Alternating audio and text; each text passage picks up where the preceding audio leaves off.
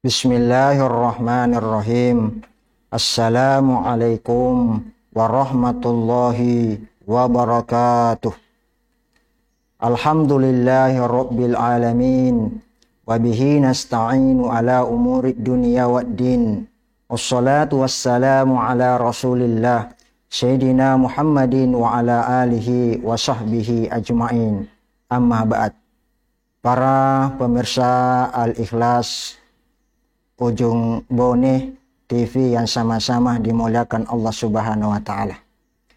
Pertama-tama, marilah kita sama-sama memanjatkan puji syukur kehadirat Allah Subhanahu wa Ta'ala atas segala limpahan rahmat, karunia, kasih sayang. Alhamdulillah, sampai detik ini kita semua dalam kondisi sehat walafiat. Demikian pula sama-sama kita mengirimkan salawat kepada Nabi Muhammad sallallahu alaihi wasallam. Allahumma salli ala Sayyidina Muhammad wa ala alihi Sayyidina Muhammad.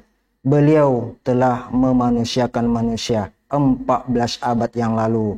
Beliau menjadi tuntunan sekaligus menjadi tontonan di muka persada bumi ini. Beliau telah meletakkan dasar sebagaimana sabdanya, Bismillahirrahmanirrahim. Taraktu fikum amrayni lan tadillu ma tamassaktum bihima kitaballah wa sunnata nabiyhi. Telah kutinggalkan kepadamu dua perkara. Kalian tidak akan pernah tersesat selama berpegang teguh kepada kitabullah Al-Quran Karim wa sunnata Nabi sallallahu alaihi wasallam, sunnah atau hadisnya Nabi Muhammad sallallahu alaihi wasallam. Kaum hadirin hadirat yang sama-sama dimuliakan Allah Subhanahu wa Ta'ala. Suatu ketika baginda Rasulullah sallallahu alaihi wasallam pernah menaiki mimbar. Sebagaimana dalam hadisnya, Bismillahirrahmanirrahim, annahu sallallahu alaihi wasallam sa'idal mimbar wa qala amin amin amin. Kala itu Rasulullah sallallahu alaihi wasallam menaiki mimbar sambil mengatakan amin, amin, amin. Terimalah ya Allah, terimalah ya Allah, terimalah ya Allah. Qila ya Rasulullah. Lalu sahabat bertanya kepada Rasulullah sallallahu alaihi wasallam, innaka sa'idtal mimbara faqulta amin, amin, amin. Sewaktu aku melihat engkau ya Rasulullah menaiki mimbar, engkau mengatakan amin, amin, amin. Gerangan apa itu wahai Rasulullah? Qala Rasulullah sallallahu alaihi wasallam bersabda, inna Jibrila atani, sesungguhnya malaikat Jibril mendatangi aku.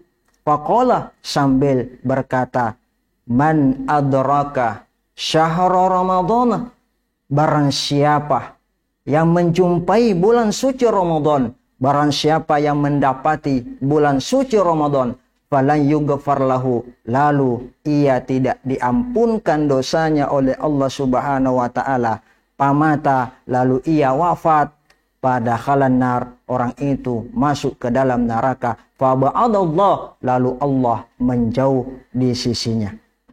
Hadirin hadirat yang sama-sama berbahagia. Fakul, lalu malaikat Jibril mengatakan, katakanlah Muhammad amin. Fakultu amin, lalu Nabi Muhammad SAW mengatakan amin, terimalah ya Allah. Yang kedua, malaikat Jibril mengatakan, ya Rasulullah, man adraka li abawaihi, barang siapa yang mendapati kedua orang tuanya, au ahadahuma, atau salah satu dari keduanya, bapak ibunya, falan yabirrahuma, lalu ia tidak berbakti kepada keduanya, ya, ataukah salah satunya, famata, orang itu meninggal, fadakhalan nar, lalu orang itu masuk ke dalam neraka, faba'adallah, lalu Allah jauh di sisinya. Fakul amin, malaikat Jibril mengatakan, ya Rasulullah, terimalah. Fakultu amin, lalu aku katakan amin, terimalah. Yang ketika pesan malaikat Jibril kepada baginda Rasulullah sallallahu alaihi wasallam, man sukirta indahu, ya Rasulullah, barang siapa yang mendengarkan namamu disebut, lam yusalli alik, lalu ia tidak berselawat kepadamu ya Rasulullah, famata, lalu orang itu meninggal, fadakhalan nar, masuk ke dalam neraka, faba'adallah, lalu Allah jauh di sisinya. Hadirin wal hadirat yang sama-sama dimuliakan Allah Subhanahu wa taala. Maka hal yang pertama, pesannya malaikat Jibril kepada baginda Rasulullah sallallahu alaihi wasallam adalah orang yang mendapati bulan suci Ramadan lalu ia tidak bertobat di dalam bulan ini, tidak diampunkan dosanya oleh Allah. Kenapa tidak diampunkan dosanya oleh Allah? Boleh jadi di bulan suci Ramadan ini hamba Allah lagi pada berpuasa, namun dia tidak sama sekali menjalankan puasa bulan suci Ramadan. Ada orang yang kita lihat, pemirsa di rumah yang sama-sama dimuliakan oleh Subhanahu wa taala, mengkonsumsi khamar, ada orang berzina dan lain sebagainya yang dimuliakan Allah Subhanahu wa taala. Namun Allah Subhanahu wa taala Maha Pemaaf, Allah Maha Pengampun, Allah memiliki sifat Ar-Rahman, Ar-Rahim selagi hamba Allah itu benar-benar bertobat kepada Allah Subhanahu wa taala. Bukan sekedar tobat tetapi tobat nasuha. Bukankah Allah Subhanahu wa taala, pemirsa yang ada di rumah, sangat mencintai, sangat menyayangi orang-orang yang senantiasa menyucikan dirinya dan orang-orang yang senantiasa bertobat. Innallaha yuhibbut tawwabin wa yuhibbul mutatahhirin. Namun ada dosa yang tidak pernah akan diampuni oleh Allah. Yang pertama adalah menyekutukan Allah. Yang kedua, pemirsa di rumah, adalah durhaka kepada kedua orang tua. Yang ketiga, membunuh tanpa hak. Yang keempat, makan riba. Yang kelima, sihir. Yang keenam, termasuk kesaksian palsu. Namun semua ini tentunya kita berharap kepada Allah Subhanahu wa taala, dan memang Allah Maha Pengasih lagi Maha Pengampun. Dalam salah satu hadis qudsi dikatakan, para pemirsa yang ada di rumah, yang artinya kalau seandainya hamba-hambaku itu bertobat kepadaku, tobat nasuha, sebenar-benarnya tobat, meskipun dosanya laksana bukit, tetapi hambaku itu senantiasa bertobat kepadaku, aku akan mengampuni dosa-dosa hambaku. Bahkan salah satu hadis qudsi pula dikatakan, ya artinya kalau hambaku mencari aku dalam keadaan berjalan, aku mencarinya dalam keadaan berlari. Yang kedua, barang siapa yang menjumpai kedua orang tuanya, lalu ia tidak berbakti keduanya, bapak ibunya, lalu orang itu meninggal, maka nerakalah tempatnya, tidak pernah diampuni dosanya oleh Allah Subhanahu wa taala, bahkan jauh di sisinya. Teringat pemirsa di rumah, bagaimana ayatnya Allah Subhanahu wa taala. Allah berpesan, Bismillahirrahmanirrahim, wa qada rabbuka alla ta'budu illa iyyahu wa bil walidaini ihsana. Allah telah mewasiatkan bagimu agar tidak ada engkau sembah kecuali Allah, dan hendaklah engkau berbuat baik kepada kedua orang tuamu. Imma yablughanna indakal kibaru ahaduhuma aw kilahuma fala taqul lahumā uff. Apabila salah satu keduanya telah lansia, janganlah engkau katakan ah, atau wala tangharhuma, dan jangan sampai suara ini lebih tinggi daripada suara orang tua kita. Tetapi wa qul lahumā qawlan karima, katakanlah keduanya dengan perkataan yang lemah lembut.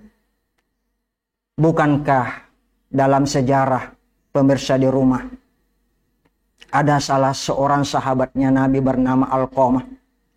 Beliau ini adalah ahli ibadah, sholat iya, puasa iya, zakat iya, dan ibadah-ibadah yang lain senantiasa ia lakukan.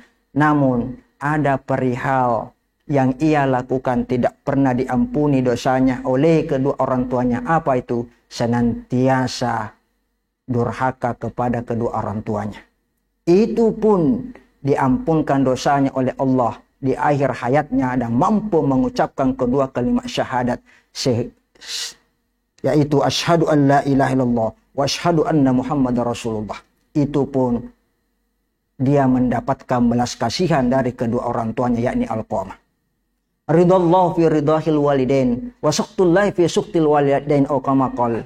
Ridahnya Allah sangat tergantung kepada ridha kedua orang tua. Begitu pula murkanya Allah sangat tergantung kepada murka kedua orang tua.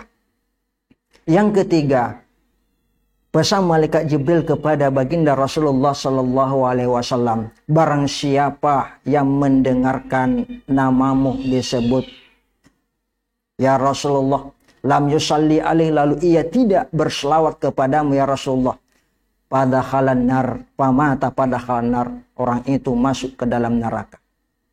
Wa ba'adallah, lalu Allah jauh di sisinya. Para pemirsa yang budiman, yang sama-sama dimuliakan Allah subhanahu wa ta'ala. Dijangankan hamba Allah ini, Allah sendiri dan malaikat-malaikatnya senantiasa berselawat kepada beliau sallallahu alaihi wasallam. Innallaha wa malaikatahu yusalluna 'alan nabi ya ayyuhalladzina amanu sallu 'alaihi wa sallimu taslima. Sesungguhnya Allah dan malaikat-malaikatnya senantiasa berselawat kepada baginda Rasulullah sallallahu alaihi wasallam. Hai orang-orang yang beriman, berselawatlah kepada baginda Rasulullah sallallahu alaihi wasallam dengan penuh penghormatan.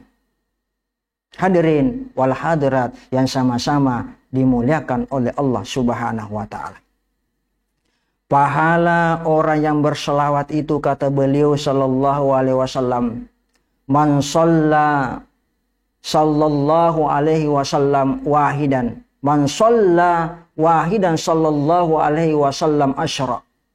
Barang siapa yang berselawat kepadaku, kata Nabi, sekali selawat, maka Allah senantiasa berselawat kepadanya 10 kali. Wa man shalla asyran sallallahu alaihi wasallam mi'ah. Barang siapa yang berselawat kepada Nabi 10, maka ia akan mendapatkan 100 ganjaran dari Allah subhanahu wa ta'ala. Barang siapa yang berselawat mi'ah, kata Nabi, katabalahu baina ainaihi bara'atan minan nifaq wa bara'atan minan nifaq wa askanahu yaumal qiyamah ma'as syuhada. Oh kama qol.